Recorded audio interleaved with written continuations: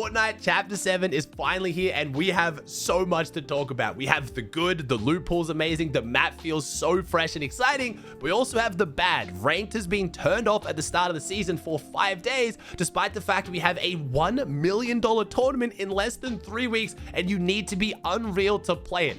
Why has Fortnite done this? Is it going to stay off? And what should you do if you want to play in all of these tournaments? I also just want to go through my thoughts on all of the new features. We now have self-revive, drivable reboot vans. There is so much to cover. Let's jump into it.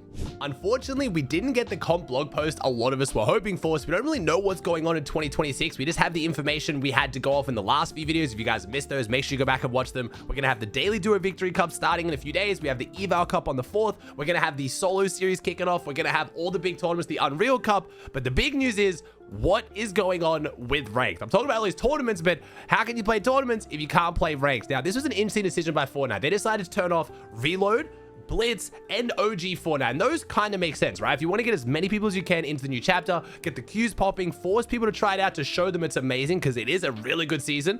I'll talk about my thoughts on it in a second. That makes sense, but no Ranked is kind of confusing. I don't really know where Fortnite's coming at it for that angle, especially if you're going to announce one of the biggest tournaments you've announced in years, a $1 million one-day tournament, the Unreal Cup, and the whole point of it is to get people grinding to Unreal and reward them for getting Unreal. Why are we turning Ranked off? Now, honestly, this doesn't affect me as a player at all, because as an OCE player, I can almost never get ranked queues anyway, because I usually play at like 8 or 9 a.m. OCE time, which is just off time for the smallest region. So it doesn't affect me individually as a player, but I understand why people are so frustrated. It's going to make tournaments a little bit weird. For example, Ranked is turning back on December 5th, and the first Duo Victory Cup is on December 5th, and you need to be gold ranked to play in that. So I don't really know what Fortnite's plan is here. They could just turn down the rank requirement for the first couple cash cups to give people a chance to jump into it. Technically, it is really only like 4 or 5 days, not the end of the world, but I feel like there was so much hype coming into this chapter from my chat. Everyone was so excited to get on and grind. The Unreal Cup, rank's gonna be stacked. I'm gonna rush to Unreal. And then all that hype was just gone. I really do think that had a big impact on a lot of people's perception of this season. I think the season is still phenomenal, but I'm not really sure what Fortnite's cooking here. Now, it is going to make that 2-week period now from when Rank turns back on the 5th until the 20th, which is the $1 million Unreal Cup. You have that 2-week window to get Unreal now, and oh my god, Ranked is going to be amazing in that 2-week period. It is going to be super sweaty, super stacked. Everyone's going to be playing their absolute heart out. Again, I always talk about it on stream. People are going to be playing for Grandma's Oxygen Tank, but I can't blame them with $1 million up for grabs to get Unreal. There are also a few people confused because there was some rules posted around that appear to be wrong. It was saying you only need to be elite to play in the Unreal Cup, but you also needed to be elite to play in the Duo Victory Cups. Those are wrong as of the game files right now. If you go to Asarian's website and you check out the requirements for the tournaments, the daily cups are all gold and the Unreal Cup is Unreal. So I believe whatever those rules are that got posted were incorrect. You are going to have 2 weeks to get Unreal before the Unreal Cup. Now, speaking of tournaments, one of the biggest concerns is what is going on with the new Tsunami. You guys have finally seen it. We talked about it. All the leakers were talking about it. You now enter the game on a Tsunami, which means you can't pick where you drop. Now, we talked about how this affects competitive, whether it's good, whether it's bad, and I did try to let people know that I'm almost positive it's going to be temporary.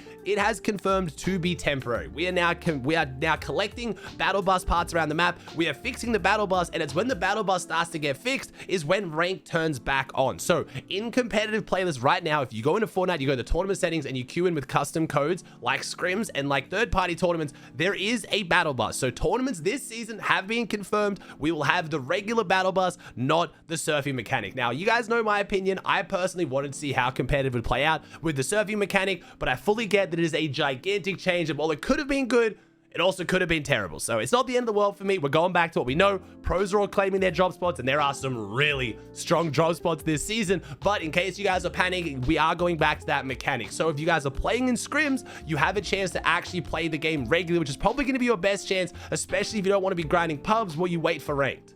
I think one of the other main reasons people are waiting for Ranked to come out is because there's actually not that many new items in competitive. They've actually dialed down the loot pool a lot. We have both the new ARs, we have both the new shotguns, we have the SMGs, we have the pistol, all of that's in competitive, but really one of the only new items is the wingsuit. That is the main mobility in competitive, but the shockwave and the new Vow blade, the whole like Typhoon blade katana thing, isn't in competitive. Now, I'm a little bit sad about that, honestly. I didn't really want the shockwaves in competitive so much, but I think the Vow blade is actually super balanced and would have been awesome in competitive. It's one of the things we've actually been asking for a while now. It's a mobility item with a really cool mobility aspect. It's got the triple dashes. It's a little bit like the kinetic blade, but the first one's really slow and the next two are really fast, which I think could actually be balanced for competitive, because it means getting the first one off, you have to think ahead, you have to be smart, you can't just instantly run from someone and jump out of a box and run away, but then once you get going, you kind of have that fluid, quick motion. I really do think it would have been a great item for competitive, and the melee attack ability isn't that good. If you had 4 of them, if it was like a squad tournament, you're like, you know, shing going through a box, it might be decent, but only 1 or 2 of them wasn't that strong. So I'm not really sure why Fortnite didn't want to put those in competitive.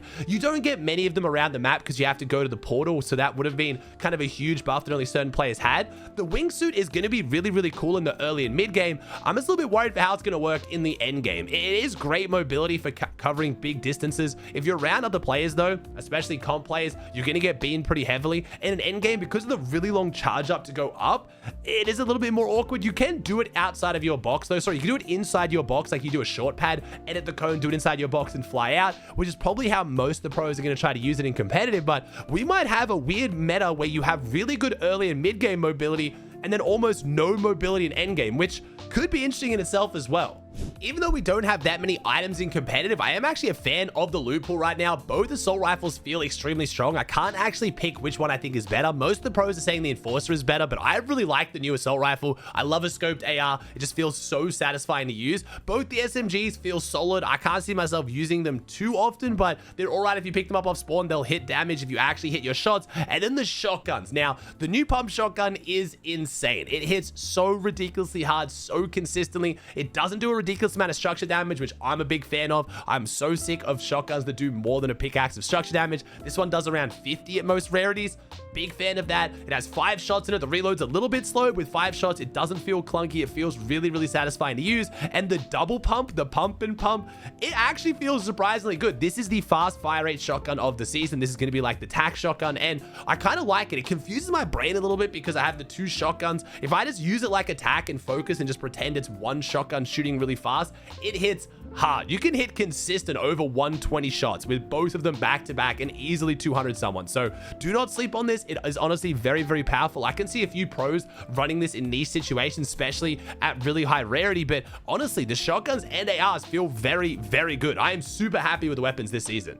Something that is in competitive and in pubs, which I'm very excited for, the self-revive device. Now, again, I was questioning how strong this would be, and originally I was like, it's gonna be really hard to pull off, but with the new changes to when you're down in Fortnite, it might not be so bad anymore. If you guys have gone down in Fortnite, you probably realize you can now roll wall down. You can sprint crawl wall down. You can even climb over objects and climb into the back of vehicles. You can climb into the back of a reboot van while you're downed and it will automatically revive you. So getting off self-revive isn't as crazy anymore, because after you get knocked, you can kind of like jump around and roll around and try not to get eliminated.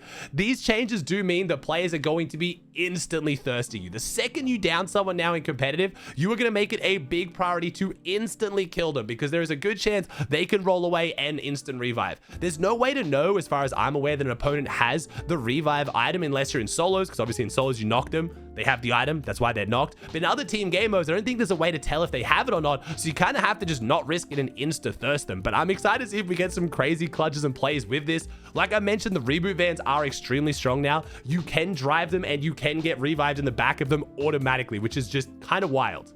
Probably one of the biggest differences between pubs and competitive is the bosses, the play as a villain feature. Now, I was wondering how this is going to work, and I was pretty much correct that you get some kind of like ability based on the boss. So when you take down a boss around the map now, you get their mythic, you get to become them, and you get their abilities. Now, this is ridiculously broken. For some of these, you literally become Thanos. Let's take Hush for an example. Hush is the best one in my opinion. You get her mythic assault rifle, which is crazy. You then get 250 health, you get 125 health and 125 shield, and then all of the bosses on a 90-second cooldown, you get 100 overshield.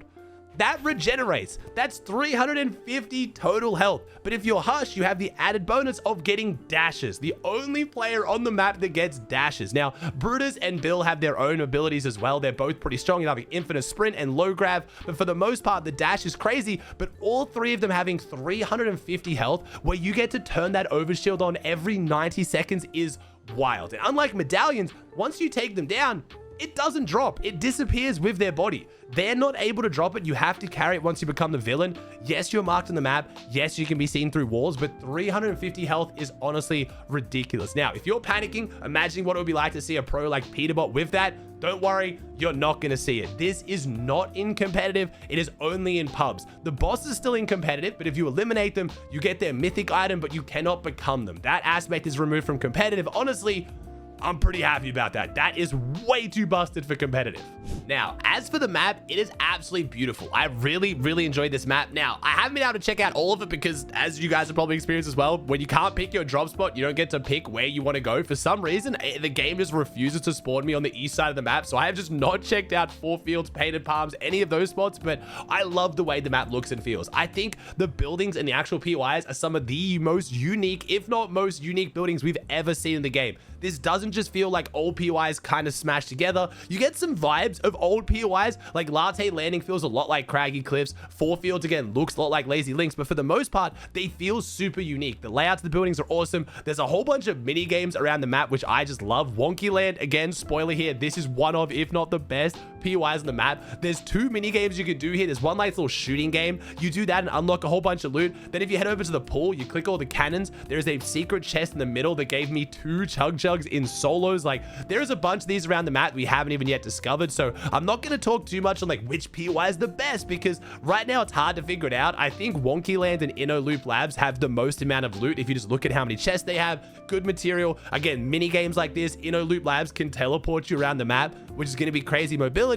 But there's definitely going to be some secret POIs with some absurd mini games that give you a bunch of loot that we just don't know about. So I don't want to talk too much about the map from a competitive standpoint, but honestly, I absolutely love it. It's one of my favorite maps that we've ever had. This is rivaling Chapter 3 Season 1 for me, and that's saying a lot. So I'm a huge fan. I will talk about which pros are dropping where and how everything's going to be competitive once we have a couple days to settle. We're going to be watching pro scrims tomorrow or today as of you watching this video. So swing by my Twitch and YouTube if I'm live. If you want to check out scrims, see how the pros are playing. But right now, I don't want to talk too much about what's the best drop until I see them actually played out properly.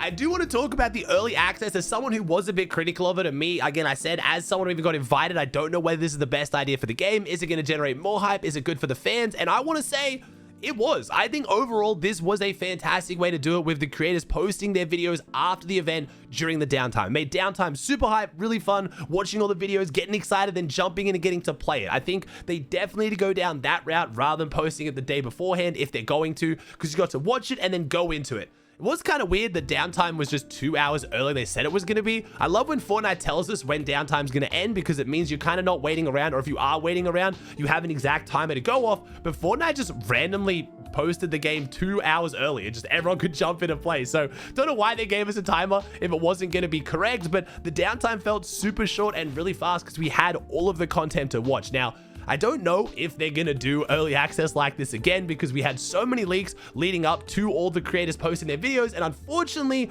one of the creators didn't post their video on time. I believe it was an issue with time conversion to someone who wasn't from NA. They posted their video early and the leakers went crazy. They took it apart. They took every single clip, all the images, they posted online. So basically all of the content was out there before the creators could post their own and before the event even happened. So with all of the leaks that went, you know, beforehand, with editors stuff getting leaked and people filming who weren't meant to be there, and then now creators who were meant to be there unfortunately posting their stuff early, there is a lot of risk. Now, the turnout for the event was phenomenal. The hype for this chapter has been amazing. So it worked in the end. A lot of people are suspicious, saying that Epic must do this deliberately, or they do it knowing there's going to be leaks and they're just okay with a certain amount leaking out because it's free promotion and adds to the excitement. So maybe we get this again. If we do, I just hope Fortnite does it exactly like they did for Chapter 7, because it was amazing.